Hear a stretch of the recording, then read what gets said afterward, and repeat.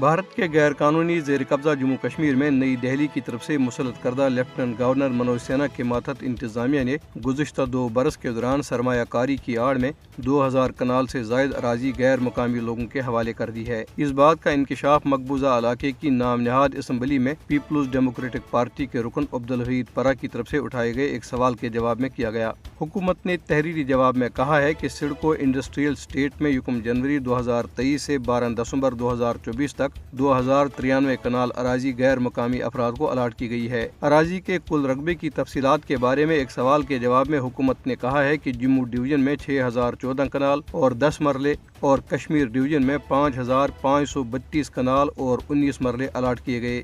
بھارت کے غیر قانونی زیر قبضہ جموں کشمیر میں بھارتی پولیس اور اسٹیٹ انویسٹیگیشن ایجنسی SIA نے پریس کلب کو مکمل طور پر اپنے کنٹرول میں لے رکھا ہے۔ پولیس نے کلب میں تھانہ قائم کر لیا ہے جبکہ SIA نے بھی اپنے 2 دفاتر بنا لیے ہیں۔ پیپلز ڈیموکریٹک پارٹی کے رکن اسمبلی وحید پرہ نے ایوان میں تقریر کے دوران پریس کلب میں پولیس اور SIA کی مستقل طور پر موجودگی پر شدید تشویش کا اظہار کرتے ہوئے کہا ہے کہ اس سے صحافیوں کی آزادی سلب ہو رہی ہے۔ انتظامیہ نے صحافیوں کی آواز کو دبانے کے لیے ان پر بے انتہا قدغنیں عائد کر دی۔